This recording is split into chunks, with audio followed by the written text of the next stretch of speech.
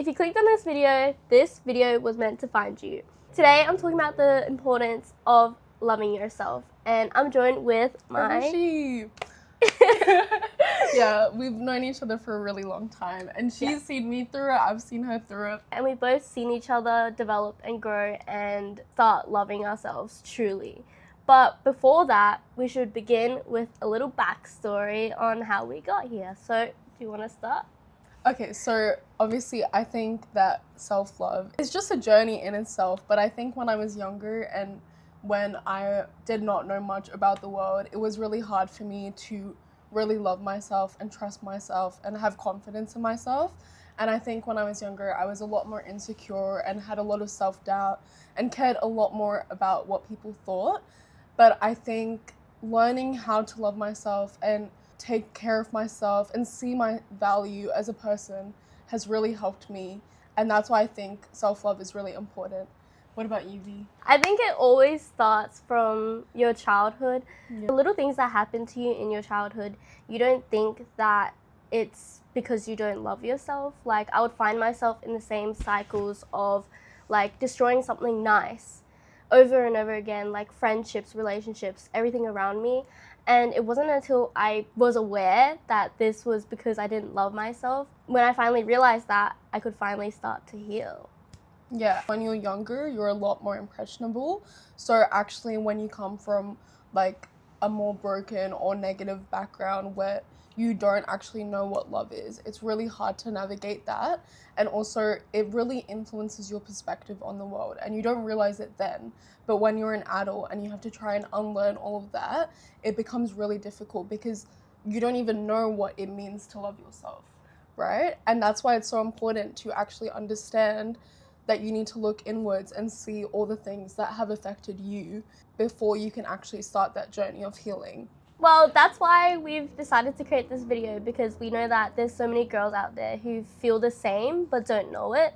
Because when we were at the start of our journeys, I'm sure we were stabbing in the dark. Like, we had no idea where to start. A lot of the times when you watch all these self-help videos, like, everyone tells you to love yourself, but no one actually tells you how to.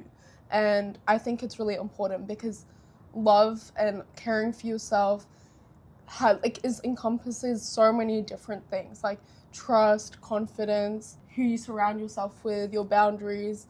So step one is looking inwards and realizing why you have these doubts or insecurities or fears in the first place. And I think a big part of this part of self-love is learning how to trust yourself. And I feel like when you come from a background where you don't know what love is, it's really hard for you to develop that trust in yourself. Doing actions that prove to yourself your capabilities and who you are as a person is a really good way to develop your trust in yourself.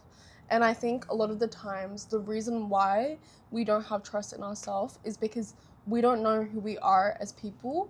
And I think when you don't know who you are and what your values are, it's really hard to define you just like holistically.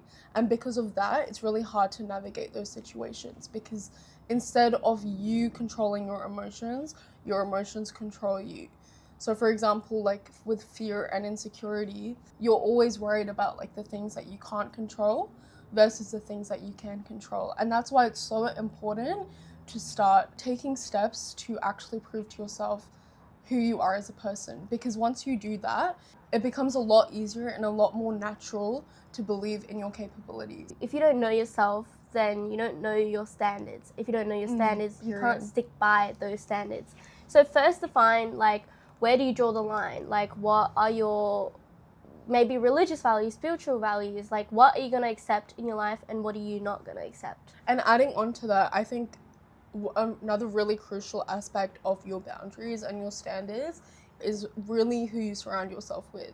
I think if you have friends who align with your values, it's really easy to uphold them and it's really easy to reinforce them, because if you don't hold yourself accountable, they will. And I think having that foundation is really important, because not only are you forced to really look inwards and understand why you believe in your values, but you also have a community that helps you reinforce them. When you're starting your journey, you're so overwhelmed because all these creators tell you like, oh, build these habits, go to the gym, go to this, that. But literally the first step you can take today is, number one, telling yourself. Because if you yourself don't believe it, then how do you think you're gonna drag yourself into the gym? Or how do you think you're gonna do things that make you feel happy if you yourself don't believe that you will? Or believe that there's an importance to loving yourself? So telling yourself, I love you. And sometimes that's really hard. I know for a lot of people, it's really hard to just look in the mirror and tell yourself, I love you, because it feels awkward, it feels weird, it feels self-centered. Yeah. Like, I feel like in our society, it's like very, oh, you're so up yourself. It feels really superficial. I feel like a lot of the times when you are a bit more insecure or you have lower self-esteem, when you have to say to yourself like, oh, I love you, or oh, you're so beautiful, like it just feels really fake. Yeah. But I think that with a lot of things surrounding discipline or surrounding self-love, you have to be able to take the first step, and then everything else will kind of fall into place. Yeah. Like at first it feels really superficial, but one day you'll wake up and then you actually start believing it, and then it becomes so much easier because at that point you've proven to yourself like, yes, I have gone to the gym, I have done this, I have like felt beautiful or like felt confident in myself. So I think like in the beginning, even though it feels fake, it's kind of like fake it till you make it, you know? It is. Like in the beginning, it just feels so awkward to be like, oh, I love myself, or, you know, I'm like worthy of this. Because like that's not how we talk to ourselves. But over time, that becomes your new normal. And I think when you establish that baseline, then it becomes a lot more natural for you to like affirm yourself or have reassurance in yourself. Yeah. And that kind of ties in like with the last point of like trusting yourself, because when you do say those things, then it becomes a lot easier to trust yourself and have that backbone. Yeah. I think it's about replacing old habits, your old habits of telling yourself that, oh, you're not good enough, or oh, you're gonna fail and things like that, and replacing that with, I'm gonna try this, I'm gonna do my best, and my best is all that I can do, or I love myself, I trust myself, instead of doubting yourself. Just that shift in habit really changes your perspective on a lot of things. Reframing your thoughts in such a productive way where you're actually recognizing why you think that way, or like why do you feel this way about something, like what is the evidence behind that, and reframing it in a way where you actually can change your attitude and mindset is so important. Step 2 is investing in yourself. When I first went to a counselor and got help, the first question she asked me was, how much do you sleep? Have you eaten? Do you drink water? And this is really important because your physical health is a large part of your mental health. So if your body's not feeling great, your mental health will just get worse. That meant fixing my sleep, healthy sleeping schedule, so that means trying to get in bed by 9 o'clock and waking up at 8 o'clock or some reasonable time, and getting yourself into some form of physical activity every day. Whether that means just going on a walk outside means a lot for your body because it releases endorphins and makes you feel happier.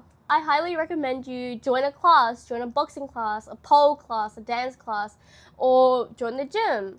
Anything to get you kind of in the habit of working out and just feeling good about yourself after the workouts. A big thing about working out is it also ties into your diet. Like if you're working out a lot, you'll feel hungrier and you'll have an appetite to actually eat and fuel your body.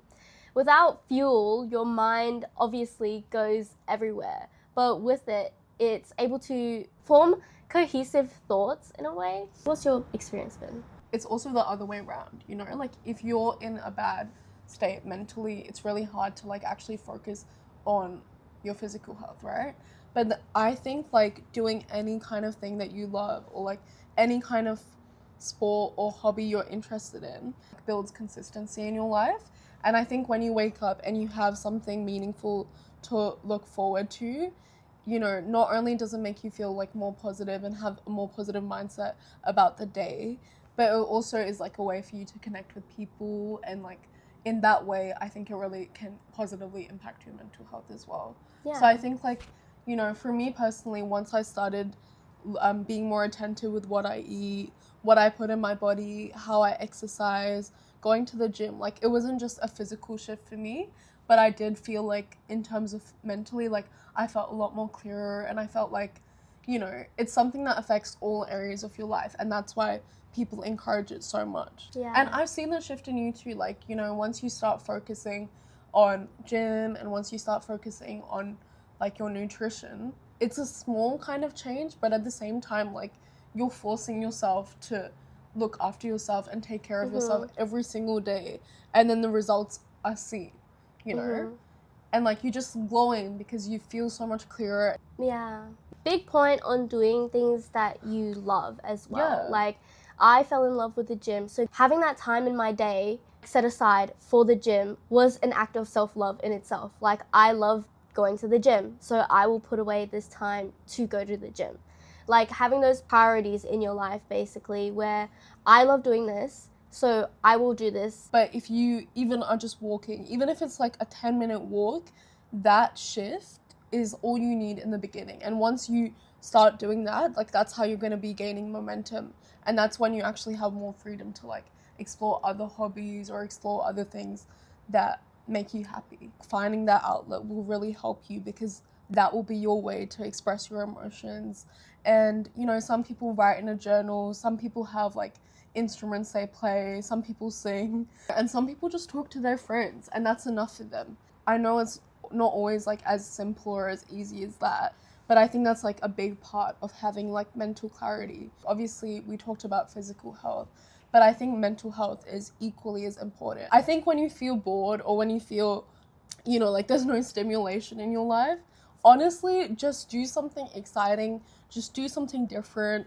And I think, like, even though it sounds so superficial and corny, like, that's one thing that I've seen has made the most difference to my life, is whenever I feel bored or whenever I feel upset, being able to romanticize my life and be grateful for even the smallest things has really helped me, like, with my mindset and, like, my perspective on life, and also, like, my perspective on myself too.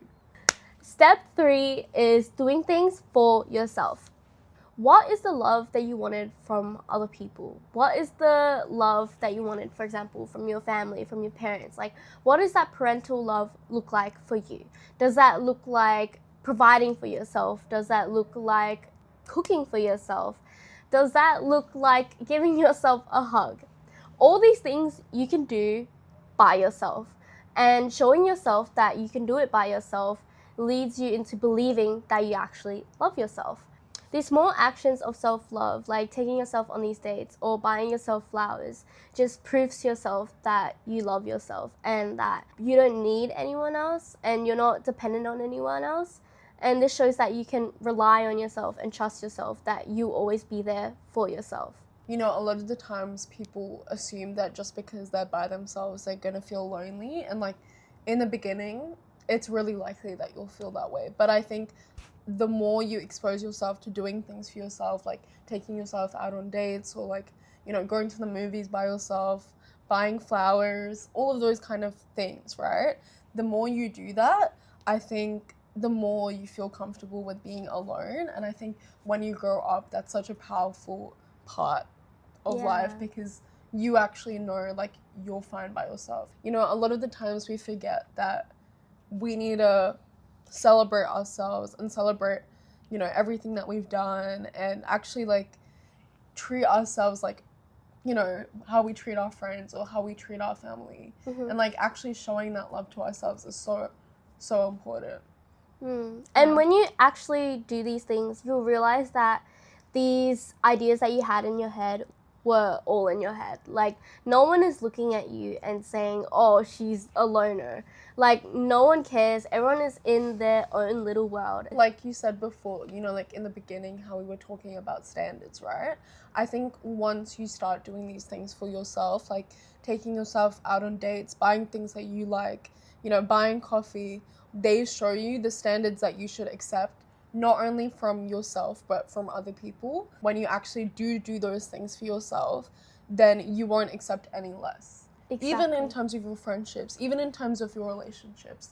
But if you don't even do it for yourself, how can you expect it from other people? If you don't love yourself, how can you love other people? Yeah, and if you don't look after yourself mentally and physically, you're literally not in the state to look after other people because you can't even look after yourself. So step 4 is celebrating your progress. Give yourself some grace. Like, you know, things aren't always going to be easy. You're not always going to have everything figured out. And this is not something that you just change in one day. Like, it's literally a journey, and you know, some days you're gonna feel more insecure, some days you're gonna feel like you have no one, but that doesn't take away from like the progress that you've made. And like, you know, like I still sometimes feel like there's a lot more work that I can do, but I can also see how far I've come. Loving yourself is also loving yourself when you're not the best or when you're not like max performing, you know? Mm-hmm. Thank you for watching. If you've got this far into the video, it just shows how much you want to love yourself. So we both know that you can do it. If we can do it, you can do it. Love you. Love you. And if you don't love yourself, we love you. We love you.